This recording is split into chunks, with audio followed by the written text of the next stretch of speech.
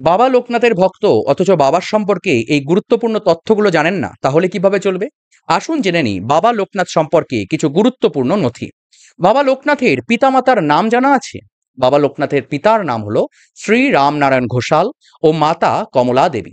বাবা লোকনাথ কোথায় জন্মগ্রহণ করেছিলেন? পশ্চিমবঙ্গের 24 পরগনা জেলার বারাসাত মহকুমার 84 চাকলা কচুয়া গ্রামে বাবা লোকনাথ আবির্ভূত হয়েছিলেন। বাবা লোকনাথের গুরুদেবের নাম কি ছিল? বাবা লোকনাথ একাদশ বর্ষে আচার্য ভগবান চন্দ্র গঙ্গোপাধ্যায়ের কাছে দীক্ষা গ্রহণ করেন। আচ্ছা, বাবা লোকনাথের আশ্রম কোথায়? বাবা দেহত্যাগের পূর্ব পর্যন্ত বাংলাদেশের নারায়ণগঞ্জের সোনারগাঁওয়ের বারদী আশ্রমে অবস্থান করেছিলেন।